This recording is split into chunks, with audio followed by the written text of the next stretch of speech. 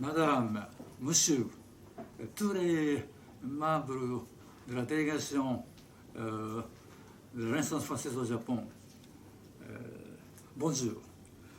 Je suis Sumihiko Seto, président de la Renaissance française au Japon. Dans le cadre des activités de la Renaissance française au Japon, nous sommes très honorés aujourd'hui d'avoir 12 intervenants de la grande personnalité ici à l'enceinte de l'ambassade de la République tunisienne située à Kudanshita à Tokyo pour organiser un entretien entre M. Mohamed Eloumi, ambassadeur de la Tunisie au Japon, et M. Koichiro Matsuura, notre président d'honneur, en même temps 8e directeur général de l'UNESCO. Tout d'abord, je voudrais présenter un bref profil de chaque intervenant.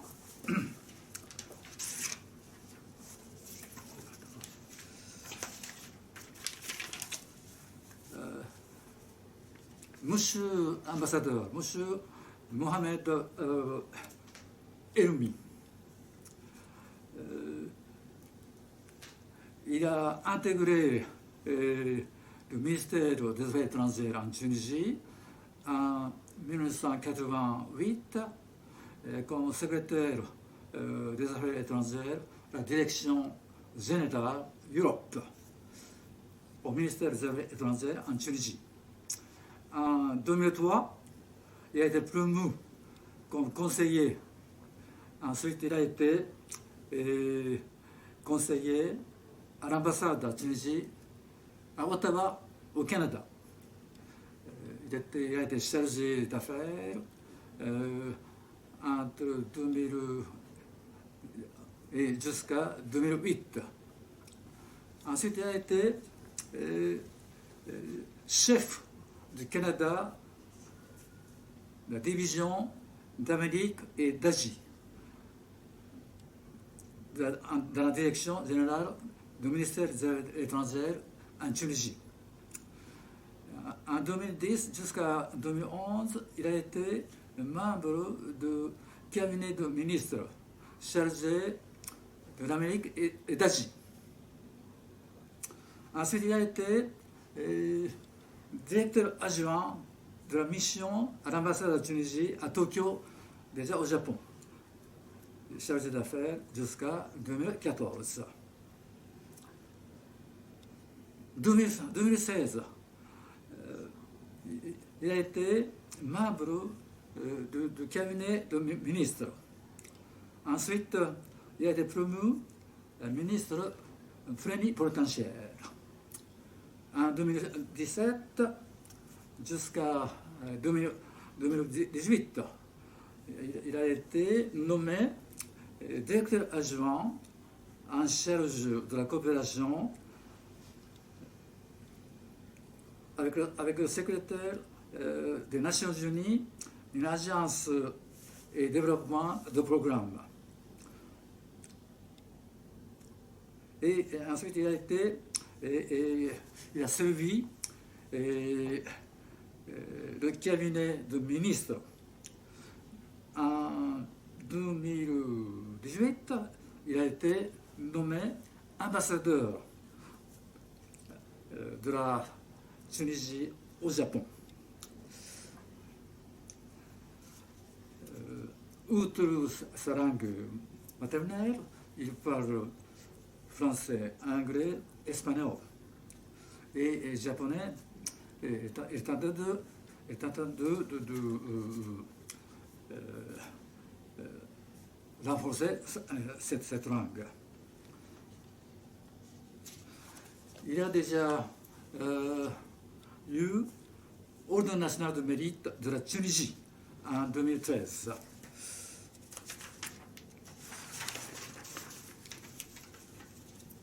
Et notre président d'honneur, M. Matsuura,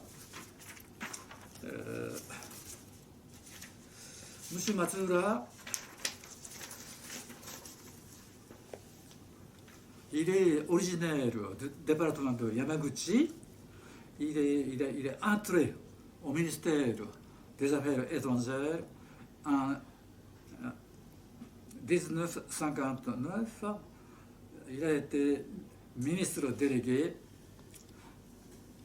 comme Sherpa du sommet de G7. Puis, il a été ambassadeur du Japon en France en 1994. Après, il a été le 8e directeur général de l'UNESCO et en même temps, il a été le premier directeur général asiatique de l'UNESCO, United Nations Educational, Social, Cultural Organizations, entre 1999 et 2009. Et il a été le président de la maison franco-japonaise à Paris en 2010. Il est diplômé du doctorat de l'université de Ritsumeikan en 2011. Il est toujours encore co-président du comité consultatif de la mission de la culture du Japon à Paris. Voilà des brefs profils de 12 intervenants d'aujourd'hui.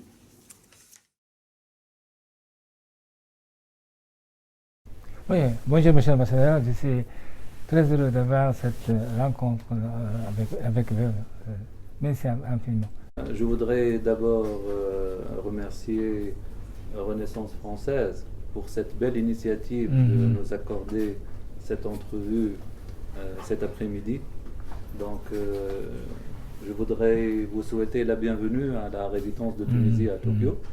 C'est un plaisir renouvelé de recevoir un ami de la Tunisie, un diplomate chevronné, avec une longue carrière diplomatique. Donc l'honneur de vous avoir dans le cadre de cette entrevue et d'échanger avec vous sur des sujets d'intérêt commun, notamment la francophonie, les échanges culturels, les relations bilatérales et leurs perspectives. Donc encore une fois, bienvenue à l'ambassade de Tunisie. Et je suis content d'avoir comme interlocuteur quelqu'un qui sait très bien, qui connaît très bien la région et qui connaît la Tunisie, qui s'est rendu à maintes reprises. Mais avant cela, permettez-moi de remercier M. Seto pour sa présentation et pour les mots gentils qu'il a avancés à mon égard et à l'égard de la Tunisie. Monsieur quant à moi, je voudrais vous remercier sincèrement pour me donner une réception très amicale. Certainement, le déjeuner tunisien que vous m'avez donné tout à l'heure, c'était excellent. Notamment le couscous, la cuisine tunisienne que j'aime énormément. Monsieur Massalo, je dois vous dire qu'au cours de ma longue carrière diplomatique, j'ai eu l'honneur de visiter votre pays et au début de ma carrière diplomatique. Et puis, en tant que directeur général de l'UNESCO, pendant 10 ans, j'ai eu beaucoup de contacts avec la Tunisie, avec le peuple tunisien. Donc je suis très très content d'avoir cet entretien avec eux, monsieur Ambassadeur. Je voudrais ajouter, quant à vous, vous êtes ici depuis quelques années comme ambassadeur, vous êtes ici comme numéro 2 de l'ambassade pendant plusieurs années. Donc vous connaissez très bien le Japon. Ça me fait un grand plaisir d'avoir cette entretien avec quelqu'un qui connaît très bien le Japon et aussi la culture japonaise. Merci beaucoup, Excellence. En tout cas, très bien, c'est trop dire, je pense. Je pense que le Japon, c'est un pays très profond et très riche dans sa culture. Et pour le connaître très bien, comme vous l'avez dit, ça nécessite une longue présence. J'en connais quelque chose et j'apprécie énormément la culture japonaise. Et j'apprécie énormément cette harmonie que le Japon sait très bien faire entre tradition et modernité. D'ailleurs, c'est quelque chose que nous partageons avec le Japon, la Tunisie aussi. Entre autres choses que nous partageons plusieurs choses, y compris les couleurs blanc et rouge de notre drapeau, mais aussi les formes aussi de notre drapeau, mais aussi nous partageons plusieurs points communs, plusieurs traditions, plusieurs affinités.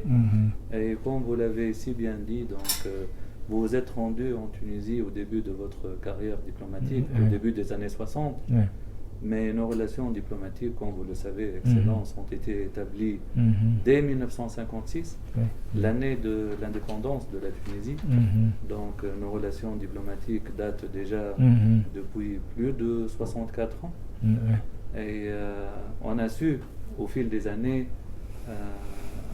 rendre beaucoup plus solides ces relations et beaucoup plus diversifiées, au point qu'on a aujourd'hui un partenariat privilégié qui couvre plusieurs domaines d'intérêt commun.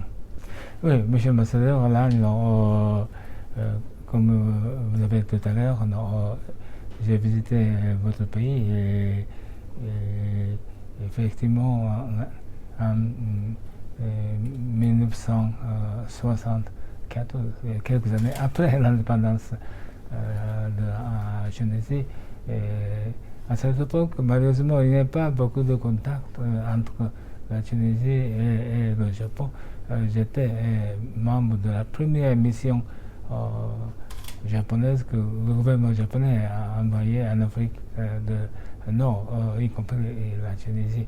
Je suis très content de voir l'épanouissement rapide de partenariat et de coopération entre la Tunisie et le Japon après la visite de cette mission en 1964. Comme vous l'avez dit tout à l'heure, nous avons beaucoup de points communs, non seulement à propos de Japon, mais beaucoup de points communs entre les deux peuples, le peuple tunisien et le Japon. Donc, en tant qu'un Japonais, je suis très heureux que le gouvernement tunisien vous a choisi pour représenter la Tunisie et au Japon. Je suis sûr que grâce à vos efforts, le rapport, le partenariat et la coopération entre les deux pays vont avancer encore davantage. Je vous en remercie d'avance. C'est moi qui vous remercie, Excellence. Effectivement, depuis cette visite dont vous avez parlé au cours des années 60, il y a eu plusieurs événements marquants dans l'histoire de nos relations bilatérales, mais aussi sur le plan de notre coopération au niveau multilatéral. Et donc, à la fin des années 60, il y a eu l'ouverture de l'ambassade à Tunis, et au cours de la décennie qui a suivi, donc il y a eu l'ouverture de l'ambassade de Tunisie ici au Japon. Et les relations n'ont fait que être consolidées au fil des années. Et je voudrais à ce stade exprimer notre profonde gratitude pour le Japon, gouvernement et peuple, pour son appui indéfectible au processus de développement socio-économique à la Tunisie. Comme vous le savez, vous avez eu l'occasion de visiter la Tunisie à maintes reprises et vous avez pu certainement noter et observer les différents projets qui ont été achevés grâce à la coopération avec le Japon, dont notamment le pont de Arades, les centrales électriques, plusieurs autres projets d'infrastructure. Donc sur ce plan, on est vraiment reconnaissant à cet appui japonais qui a continué après la révolution de 2011. Effectivement, le Japon a été à notre côté dans le processus de consolidation du processus démocratique et aussi d'appui au processus de développement socio-économique. Oui, monsieur Mousselmani, je dois vous indiquer, j'ai fait ma dernière visite en Tunisie en tant que directeur général de l'UNESCO en 2003, donc il y a déjà 17 ans. Certainement, à cette époque, je n'ai pas visité la Tunisie comme représentant du Japon, mais étant donné ma nationalité, étant donné mon ancien contact avec la Tunisie, j'étais très heureux de pouvoir constater qu'il y avait eu beaucoup de progrès dans le partenariat et dans la coopération entre les deux pays ces derniers temps. Et certainement au cours de ces derniers 17 ans, encore plus de développement, plus de progrès. Néanmoins, à mon avis, il y a encore beaucoup de lieux pour faire développer ce partenariat. Et là, on dépend de vous. Certainement, du côté japonais, on doit faire beaucoup de choses, mais on est très heureux d'avoir quelqu'un comme vous en tant qu'ambassadeur de la Tunisie et au Japon. Merci beaucoup, Excellence. Et peut-être un autre point commun entre le Japon et la Tunisie, c'est que nos deux pays, c'est pas heureusement ou malheureusement, on est démunis de ressources naturelles abondantes. Donc, et le Japon et la Tunisie, nous avons fait un effort formidable dans l'investissement dans les ressources humaines, qui est le principal capital. Exactement. Et qui est la principale richesse. Donc, je pense que ça donne à nos deux pays une opportunité réelle pour promouvoir les échanges humains, pour développer la coopération universitaire, pour promouvoir la coopération dans le domaine du savoir en général. Donc, fort heureusement, à ce stade, nous avons une relation très solide en matière d'échange universitaire, de coopération dans le domaine de la recherche scientifique et de l'innovation.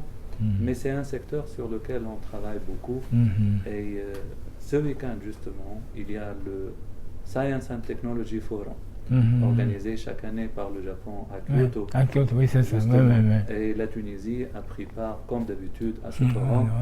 Et on souhaiterait saisir cette opportunité pour féliciter le Japon pour les efforts fournis dans la région, mais aussi sur la scène internationale, pour promouvoir cette coopération internationale dans un domaine qui est très accentué, comme le savoir, les sciences et la technologie. Je suis aussi très content de constater que au Japon, on a créé une association amicale entre la Tunisie et le Japon, et à l'initiative de M. Shintaro Abe, c'est-à-dire le père de l'ancien Premier ministre que j'avais connu, puisque je suis aussi originaire du département de Yamaguchi, et j'avais travaillé pendant plusieurs années pour M. Shintaro Abe, qui était le ministre des Affaires étrangères. Donc je suis très content qu'il a pris l'initiative pour créer cette association amicale. Je suis aussi très content que cette association est maintenant dirigée par son fils, M. Kishi, qui est le ministre de la Défense. Tout à fait, Excellence. On est vraiment fiers de cette association d'amitié parlementaire fondée, justement, tel que vous l'avez mentionné, par feu Shintaro Abe, père de l'ancien Premier ministre Shinzo Abe, et père aussi de M. Kishi. Et lui, après avoir pris sa retraite de la vie politique, il a donné le flambeau à M. Mori Yoshiro, qui a présidé l'association d'amitié parlementaire pendant de longues années. Et à son tour, lorsqu'il s'est retiré de la vie politique, il a donné la présidence donc à M. Kishi. Et on est fiers de cette association qui ne cesse de donner son appui aux relations bilatérales. Et on est fiers des membres qui sont très actifs au sein de l'association. Je vais vous parler à titre d'exemple d'un de ces membres de l'association, un parlementaire qui occupe maintenant les fonctions de State Minister dans le ministère de l'Infrastructure et du Territoire, M. Onichi, qui est originaire de Edogawa, qui nous a introduits à la ville de Edogawa. Et la ville de Edogawa, grâce à son enthousiasme, a accepté d'abriter le comité paralympique et les sports, le handisport, à l'occasion des Jeux olympiques et paralympiques Tokyo 2020. Donc ça, c'est une des actions du groupe d'amitié parlementaire. Mais tous les autres membres du groupe sont très actifs. Et chacun dans son domaine respectif ou dans sa région, il essaie de nous donner une impulsion. Voilà. Ouais, et j'espère que le Japon arrivera à organiser les Jeux olympiques et paralympiques l'année prochaine comme prévu. Et j'espère aussi que beaucoup d'athlètes en provenance de plusieurs pays dans le monde vont y participer. Je constate avec un grand plaisir que la Tunisie a déjà commencé à faire en préparation pour sa participation active aux Jeux olympiques et paralympiques. C'est notre vif le plus souhait. C'est notre souhait le plus vif. Donc on souhaite vivement que les Jeux olympiques et paralympiques aient lieu. Et on est certain que le Japon ne manquera pas d'efforts pour rendre cet événement un succès pour le Japon, mais aussi pour la communauté internationale. Et je me souviens que le Japon a organisé avec un grand succès les Jeux olympiques au cours des années 1960, plus précisément en 1974. C'était plus ou moins le début d'un nouveau Japon après la guerre mondiale. Tout à fait. Et à cette époque, le Japon a pu être accepté à l'OCDE aussi. Et à cette époque, l'OCDE était perçu comme le club des pays développés. Avant, le Japon avait reçu beaucoup d'assistance internationale en provenance d'autres pays, mais après la participation du Japon à l'OCDE, aussi après l'organisation des Jeux olympiques en 1964, le Japon a décidé de faire des contributions au pays et en tant que donateur, notamment dans le contexte de l'aide officielle. Et maintenant, malheureusement, le Japon fait face à beaucoup de problèmes à l'intérieur du Japon, mais j'espère que les Jeux olympiques qui vont être olympiques et paralympiques qui vont être organisés l'année prochaine vont indiquer au monde que le Japon pourra continuer de faire plus de contributions internationales. J'en suis convaincu. En tout cas, pour les Jeux olympiques et paralympiques de 64, je ne sais pas si vous vous en souvenez, Excellence, la Tunisie avait participé à ce moment-là et il y avait un athlète tunisien très connu, Gamoudi, je ne sais pas si vous vous en souvenez, il avait remporté à ce moment-là la première médaille tunisienne dans les Jeux olympiques, mais aussi la première médaille, je pense, arabe. D'accord. Oui, il avait créé la surprise à ce moment-là. D'accord. Et Gamoudi, justement, il a fait de formidables exploits ici au Japon et après. Et il était venu justement il y a 2 ans. Oui, il était venu au Japon en compagnie d'une délégation dirigée par le président du comité olympique tunisien, dans le cadre des préparatifs aux Jeux olympiques et paralympiques Tokyo 2020. Et il a été reçu ici à l'ambassade, on a organisé une réception. Il a fait part de son souhait de revenir lors des prochains Jeux olympiques et paralympiques. Donc, je suis tout à fait d'accord que comme les Jeux de 64 ont constitué une occasion pour le Japon pour sortir de ces années difficiles après la Deuxième Guerre mondiale, je suis convaincu que les prochains Jeux olympiques et paralympiques vont donner un appui à cet effort de reconstruction après la triple catastrophe dans la région du Nord. C'est gentil. Merci beaucoup, M. Ambassadeur. Merci beaucoup. D'ailleurs, c'est dans ce cadre, comme on discutait tout à l'heure, une des villes japonaises qui a exprimé sa disposition à abriter les athlètes tunisiens olympiques et paralympiques, c'est la ville de Ishinomaki, qui a été frappée par le séisme et le tsunami de 2011. Et à ce moment-là, la Tunisie, parce qu'on avait une relation bien établie avec la ville de Ishinomaki, les membres de l'ambassade et la communauté tunisienne ici établie au Japon a fait un acte de solidarité tout à fait spontané auquel a participé Madame Mori à ce moment-là, membre de l'ambassade. Et ils sont partis, ils sont partis tout le monde dans une caravane de solidarité juste quelques semaines après la catastrophe. C'était gentil.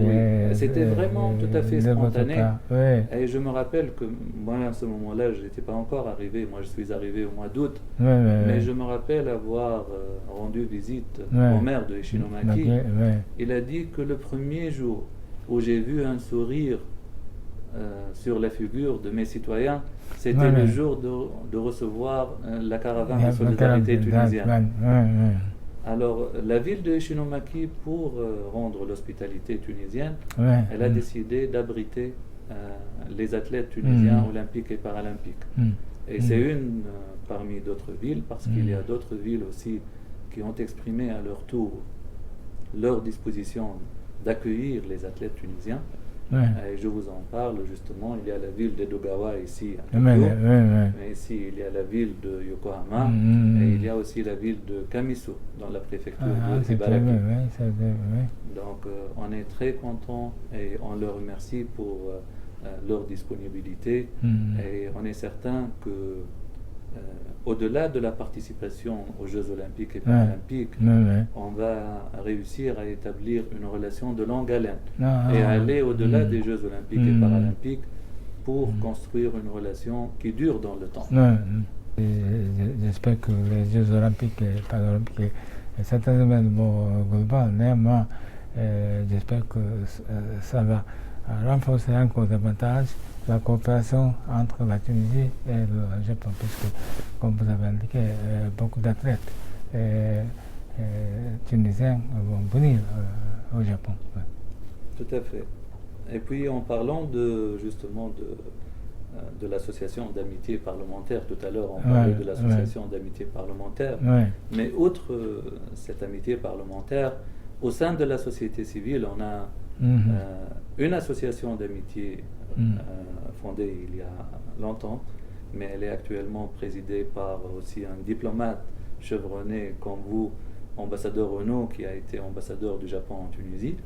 Donc il y a cette association d'amitié, mais on a réussi l'année dernière à établir une autre association au sud du Japon, à Kyushu, et elle est présidée par un homme d'affaires très réussi, avec son épouse, et elle a au conseil d'administration plusieurs volontaires qui œuvrent ces deux associations avec d'autres associations aussi. On a une association d'amitié à Ishinomaki, et on essaie d'établir d'autres associations dans d'autres villes pour faire promouvoir l'amitié tuniso-japonaise partout dans le territoire japonais. Ces deux associations, Japon-Tunisie et Kyushu-Tunisie, ont bien voulu apporter leur appui à la Tunisie dans ce contexte de Covid-19, et ils ont donné un don symbolique au Comité national paralympique pour aider les sports handicapés à continuer leur préparation dans ce contexte difficile. Donc l'occasion de les remercier ici lors de cette entrevue pour leur appui à la Tunisie, et ça s'inscrit aussi dans le cadre des préparatifs des Jeux olympiques et paralympiques. Monsieur Massaro, je suis très heureux d'entendre que du côté japonais ainsi que du côté tunisien, nous avons des associations amicales bilatérales qui sont très actives. Il est très important que les deux gouvernements, le gouvernement japonais et le gouvernement tunisien, font beaucoup d'efforts pour renforcer la coopération officielle.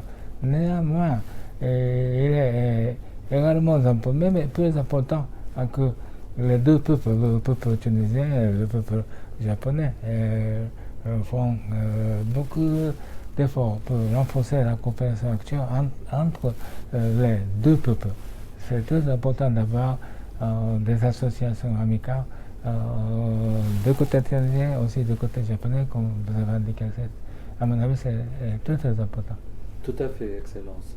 Les deux gouvernements font un effort considérable pour promouvoir les relations, mais aussi il appartient à la société civile, au peuple aussi de promouvoir ces échanges et de développer les échanges humains, culturels entre les deux pays qui existent déjà. Et il y a plusieurs projets qui en témoignent et que nous essayons à travers notre plan d'action de promouvoir davantage au cours de la période à venir, malgré, comme vous le savez, les difficultés engendrées par cette pandémie à laquelle le Japon, la Tunisie et la communauté internationale font face.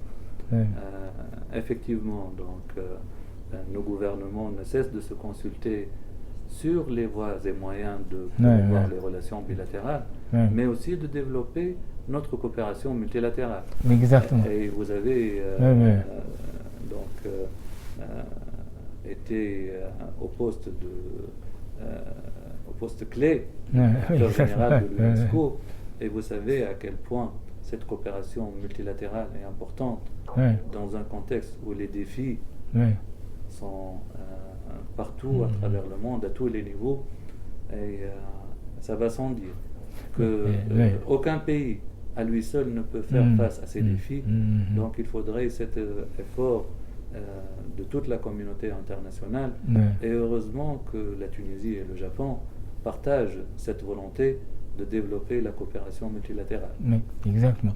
Et là, monsieur l'ambassadeur, je voudrais vous indiquer que je suis, à titre personnel, très content que la Tunisie va être l'hôte de la prochaine réunion de la TICAD.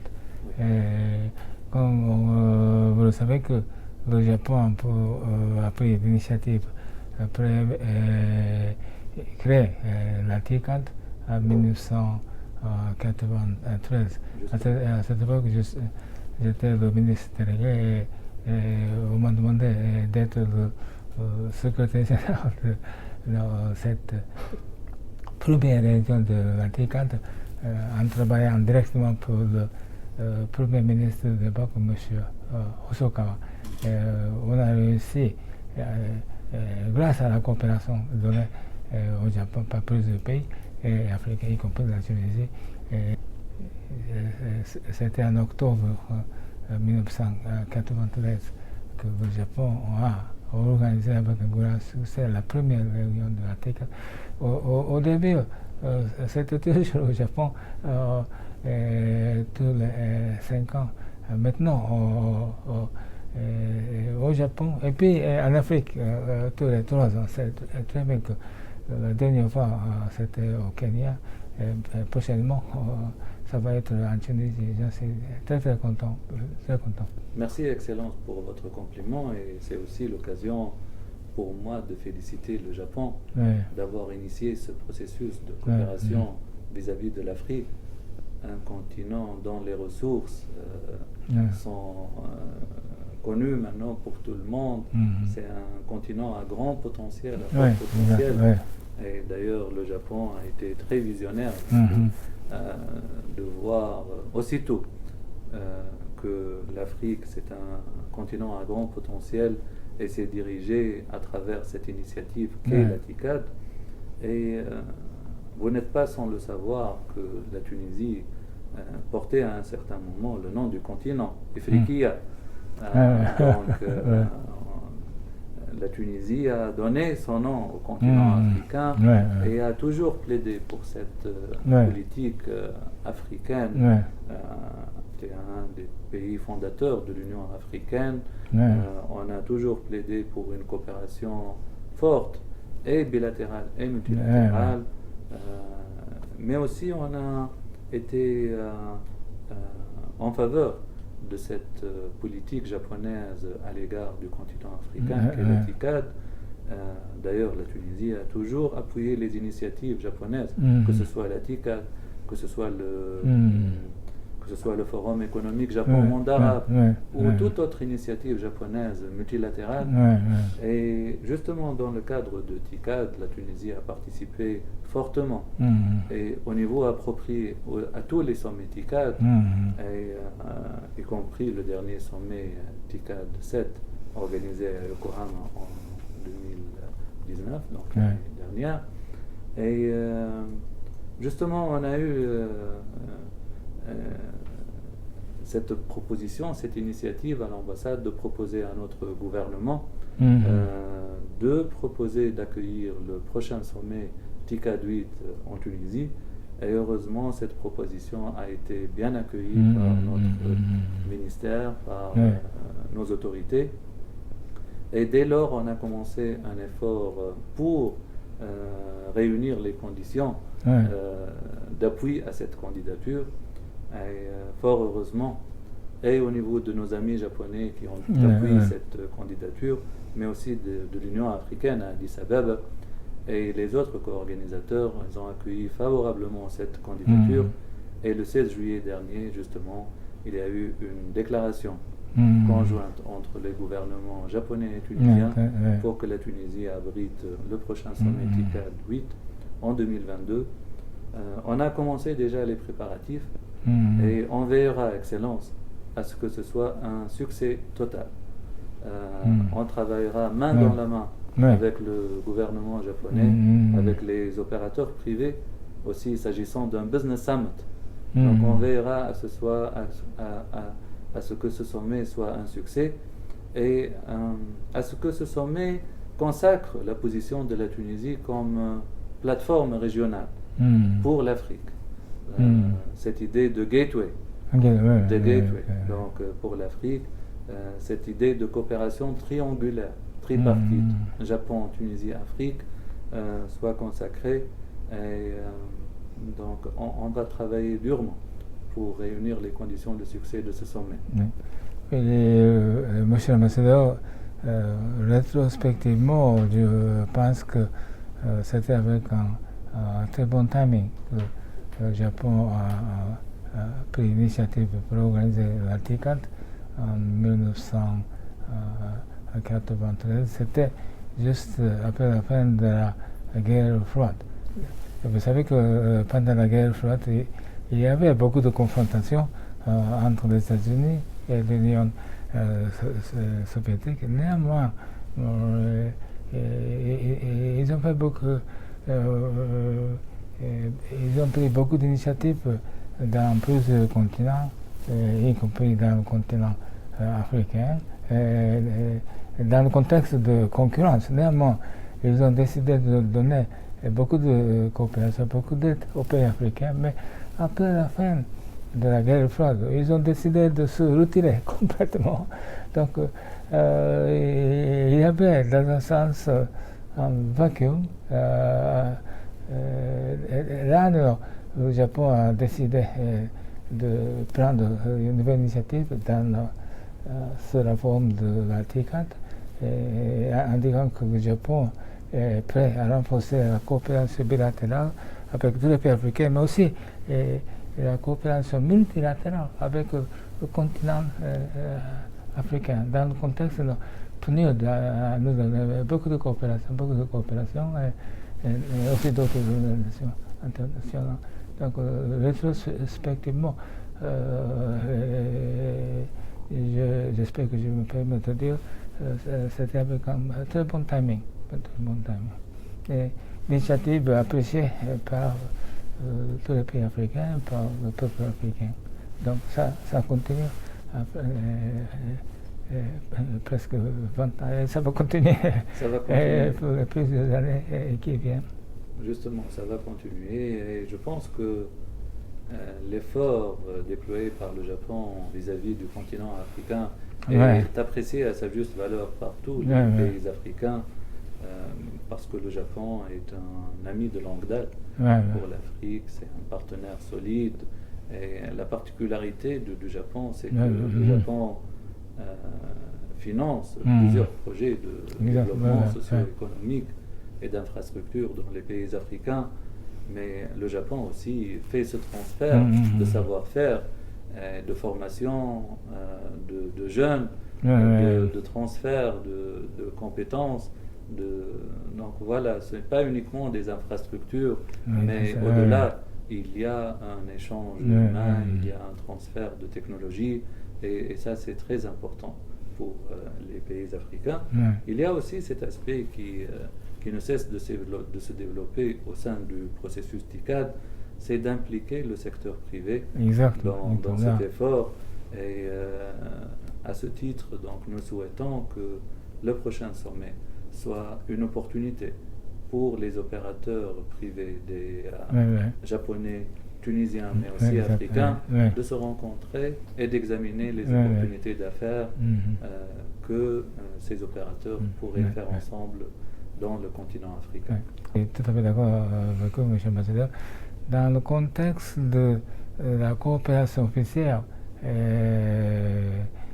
notamment sous la forme de l'assistance officielle, il n'y en a aucun problème. C'est-à-dire si le gouvernement japonais fait des décisions, ça va se réaliser. Mais dans le contexte de l'investissement privé, je dois vous indiquer que malheureusement, beaucoup de sociétés japonaises sont peut-être ne sont pas très ambitieuses, même un peu timides. Donc, il faut donner plus d'encouragement aux sociétés japonaises vers l'investissement en Afrique. Ça, c'est ce que le Japon doit faire. Ça, c'est ce que le gouvernement japonais doit faire. Mais aussi, j'espère que beaucoup de gouvernements africains vont se rejoindre aux efforts du gouvernement japonais pour donner plus d'encouragement aux sociétés japonaises pour qu'elles puissent venir de manière proactive en Afrique. J'en conviens parfaitement, Excellence. Justement, c'est un effort de part et d'autre. Donc, les sociétés japonaises sont appelées à avoir plus de courage et de proactivité pour aller vers le marché africain, mais aussi les pays africains sont appelés, y compris la Tunisie, à faire plus d'efforts à promouvoir leur environnement d'investissement. Et à cet égard, ici à l'ambassade, on a organisé plusieurs séminaires d'affaires, y compris 2 l'année dernière, donc un à l'occasion de la commission mixte au mois de février, un autre à l'occasion du sommet TICAD 7 à Yokohama, et récemment, au mois de juillet, à cause du Covid-19, on a organisé un séminaire en ligne, donc un webinaire avec nos principaux partenaires, y compris l'UDIDO et la HBIC, la JICA, et on a vu la participation de plus de 150 entreprises japonaises qui se sont inscrites à ce webinaire et qui ont exprimé leur intérêt au site d'investissement tunisien, et on est en train d'assurer le suivi de ce webinaire. Il y a eu aussi une délégation d'affaires japonaise organisée à notre initiative et qui a été organisée par GETRO au ouais, mois de fait- février, donc juste très bien. avant la pandémie de Covid-19. Cette mission, elle était partie en Tunisie avec plusieurs entreprises japonaises. Et à cette occasion, on leur a organisé plusieurs rencontres d'affaires, B2B et B2C, afin de voir qu'est-ce qu'ils peuvent faire en Tunisie et dans la région. Donc voilà, c'est un mouvement très positif qu'on est en train d'encourager. Et on espère qu'au cours des prochains mois, il y aura d'autres missions. On est en train de préparer une mission avec le ministère du Territoire et de l'Infrastructure, en coopération avec JAIDA, l'Association pour l'infrastructure, dans le cadre de la mise d'un accord qui a été signé à l'occasion de TICAD 7. Donc on voudrait qu'il y ait une mission publique-privée japonaise qui aille en Tunisie pour examiner les projets d'infrastructure en Tunisie et en Afrique. Et ça aura lieu fort probablement au cours des prochains mois. On est en train de discuter la date. Et ce sera une bonne occasion pour donner le coup d'envoi à la TICAD, justement, et préparer le terrain à cette ambiance de TICAD, justement. Ça c'était tellement initiative de votre part, monsieur Ambassadeur. Merci beaucoup.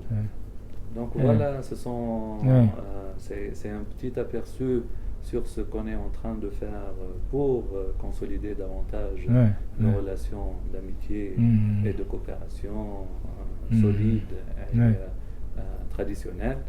Et on compte aussi sur l'amitié et l'appui de notre réseau d'amis, y compris la Renaissance française, pour promouvoir ces relations. Oui, bien sûr. Maintenant, non, je n'ai aucune responsabilité officielle. Quand même, non, je suis assez actif dans le secteur privé. Entre autres, non, je suis maintenant le président de l'association du Japon avec l'Afrique. Et l'objectif principal est de promouvoir l'échange et la coopération entre les deux peuples, c'est-à-dire entre le peuple japonais et le peuple africain. Et un peu, je suis très content qu'on a une association bilatérale entre la Tunisie et le Japon. Merci beaucoup, Excellence. En tout cas, je vous remercie infiniment pour votre appui et l'occasion aussi de remercier le gouvernement japonais pour son appui à la Tunisie dans ce contexte difficile de Covid-19. Parce que, comme vous le savez, c'est une pandémie qui frappe malheureusement tous les pays. Et aucun pays à lui seul ne peut faire face aux défis imposés par cette pandémie.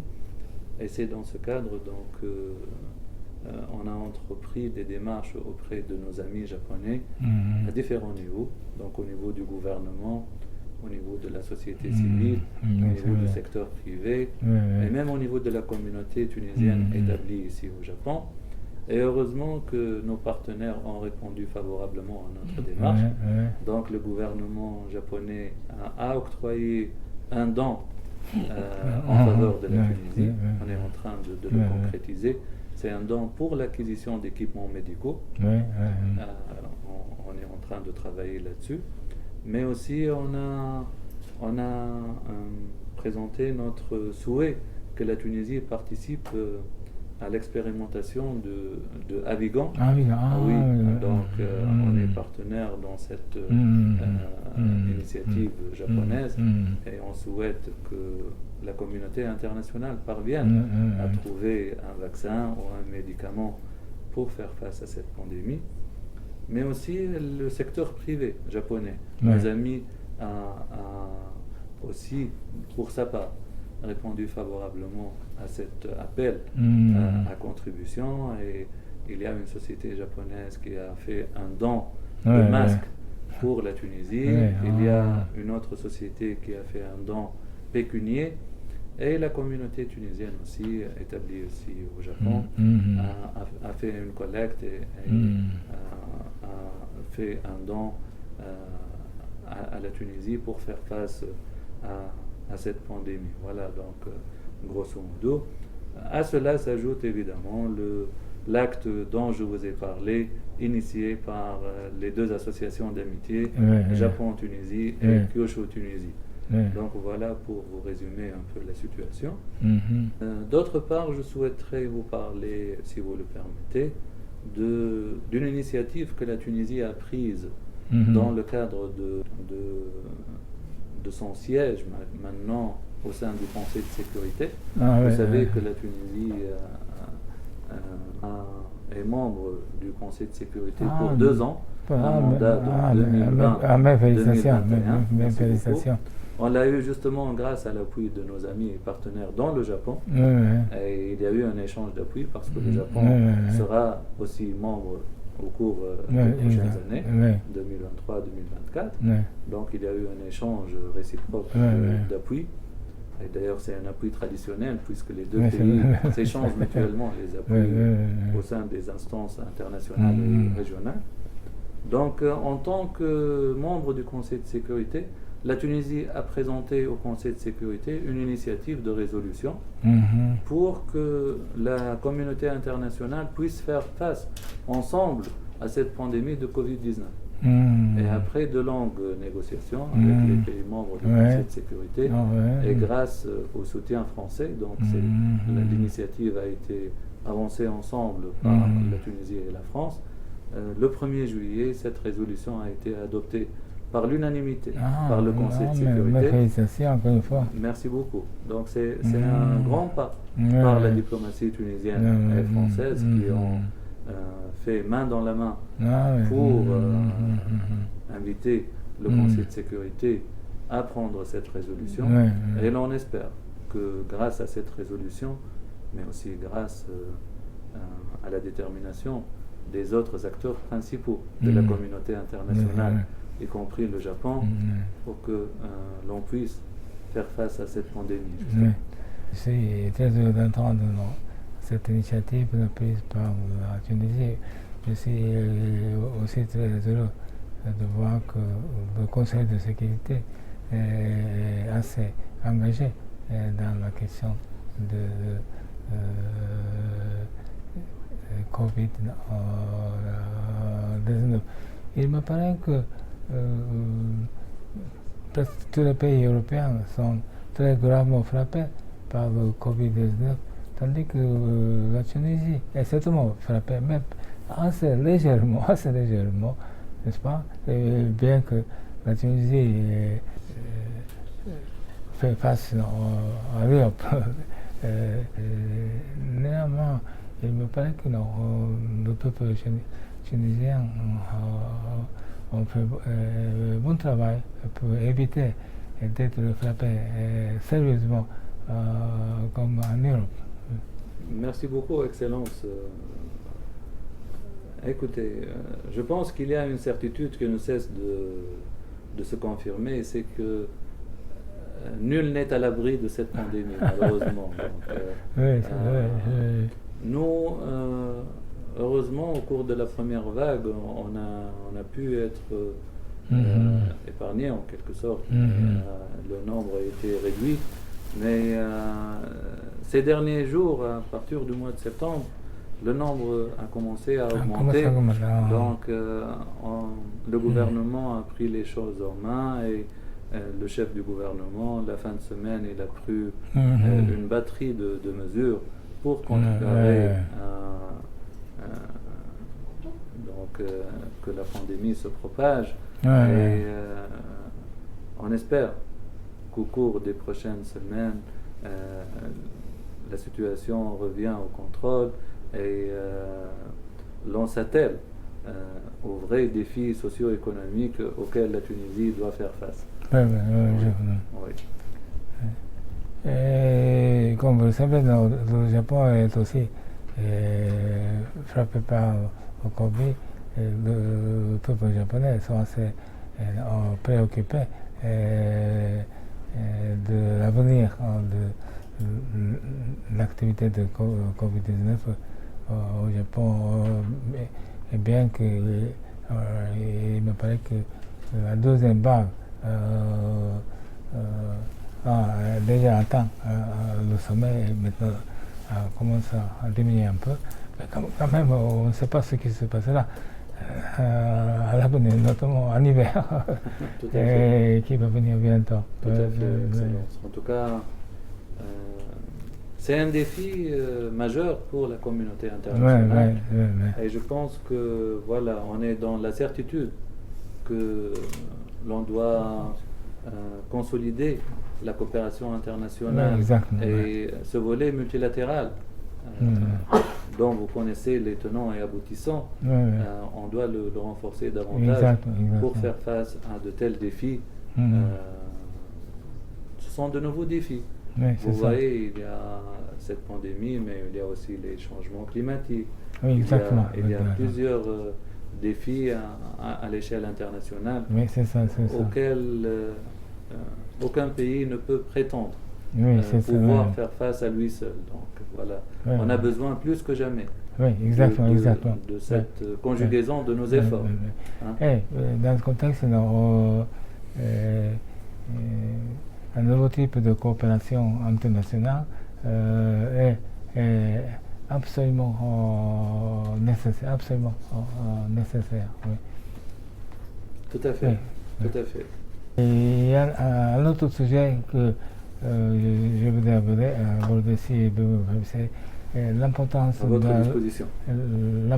de la langue française. Comme c'est pas nécessaire de vous indiquer, la langue française était avant la Deuxième Guerre mondiale, c'est une langue internationale, même avant l'anglais, mais après la Deuxième Guerre mondiale, malheureusement, l'anglais a dépassé la langue française.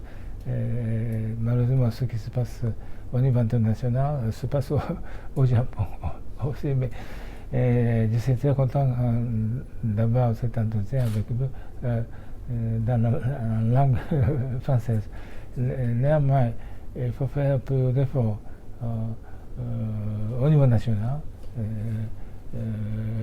que le peuple japonais apprécie l'importance de la langue française sur la scène internationale. Et donc, plus de peuple japonais doit apprendre la langue française. J'étais le président de la maison franco-japonaise à Ebisu pendant 6 ans. Je suis maintenant le président d'honneur de cette association. Et on avait, à un moment donné,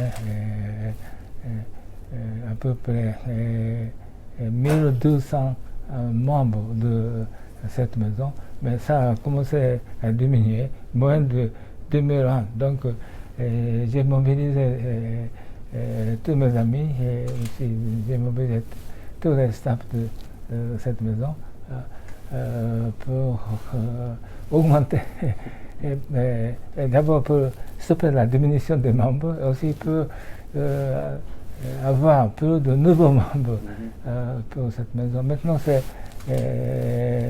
a recommencé à monter. C'est à peu près 1100 membres. Et donc, c'est très exceptionnel qu'une association pour un pays particulier a plus de 1000 membres.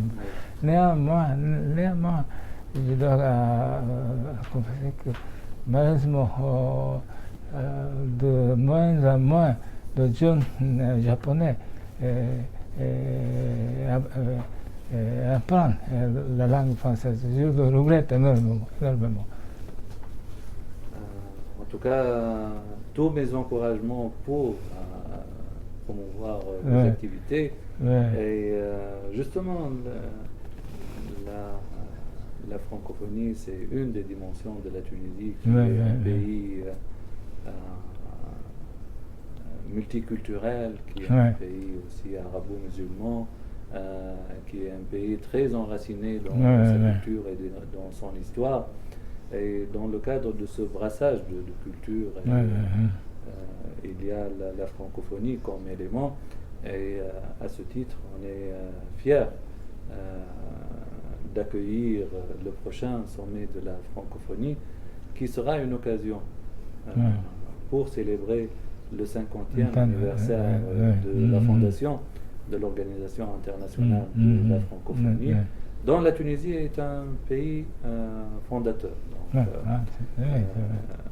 comme vous le savez, Excellence, le sommet était initialement programmé à la fin de cette année, au mois de décembre en Tunis, mais malheureusement, à cause de cette situation qui prévaut avec la pandémie du Covid-19, donc la Tunisie, en la personne de son Excellence, Monsieur le Président de la République, conjointement avec Madame la Secrétaire générale de l'Organisation internationale de la francophonie, ont pris conjointement la décision de reporter le prochain sommet à l'année prochaine, donc en 2021, à une date qui sera annoncée ultérieurement dès que l'on voit plus clair concernant cette pandémie. Et fort probablement, donc, le sommet aura lieu à l'île de Djerba, au sud de la Tunisie, la belle île. Ce sera une occasion pour nous hôtes de découvrir le charme de la Tunisie, une île qui a tous les atouts pour accueillir à bras ouverts les invités de la Tunisie. Donc, à travers vous et à travers cette entrevue, j'invite tous nos amis à venir en Tunisie à cette occasion et à célébrer ensemble le 50e anniversaire de l'établissement de l'Organisation internationale de la francophonie, mais aussi découvrir à cette occasion les multiples facettes de la Tunisie, son charme, les différents sites classés patrimoine de l'humanité, comme vous les savez, y compris le site de Carthage. Oui, définitivement, je souhaite que le sommet de la francophonie soit un grand succès. Je voudrais ajouter dans ce contexte, M. l'ambassadeur, que je dis ici et là, dans des conférences publiques, aussi dans des conversations privées, apprendre la langue française, ce n'est pas simplement apprendre une langue, le français. Puisque beaucoup de Japonais aiment la culture japonaise, afin d'apprécier la culture française, il faut apprendre le français. Et puis, il y a beaucoup de pays francophones pour apprendre la langue française. Ça va vous conduire à apprécier leur culture. C'est-à-dire, sans apprendre la langue française, c'est un peu difficile d'apprendre, d'apprécier la culture des pays francophones. Justement, Excellence, et pour confirmer vos propos, justement, je pense que même les pays francophones sont conscients que la langue française, au-delà d'être un moyen de communication, c'est un espace de dialogue et d'échange. Et le choix du thème de la prochaine conférence en est une parfaite illustration. Vous savez que le thème choisi, c'est connectivité dans la diversité. Le numérique, vecteur de développement et de solidarité dans l'espace francophone. Donc, comme vous venez de le dire, le choix d'une thématique aussi brûlante pour les pays membres de l'OIF, mais aussi pour la communauté internationale, témoigne de cette ampleur et de cet intérêt d'aller au-delà de la langue, mais d'avoir des échanges autour des thèmes qui constituent des défis à l'échelle internationale. Merci beaucoup, en tout cas, Excellence, pour cet échange très fructueux et pour cette opportunité d'apprendre de vous, de votre longue expérience et aussi de partager de votre expérience. Et je souhaiterais saisir cette opportunité pour vous inviter à un thé tunisien, un thé vert à la menthe avec des pâtisseries tunisiennes. Et comme vous le savez, la cuisine et les mets, c'est une partie de la culture et c'est une façon de présenter notre culture richissime. qui est aussi riche que la culture et l'héritage japonais. Donc voilà, j'espère que vous appréciez la cuisine tunisienne, comme vous avez eu l'occasion aujourd'hui d'apprécier le couscous tunisien, le plat typique tunisien. Et encore une fois, mes remerciements s'adressent à Renaissance française pour cette occasion précieuse d'avoir cet échange aujourd'hui. Merci beaucoup, monsieur. Merci.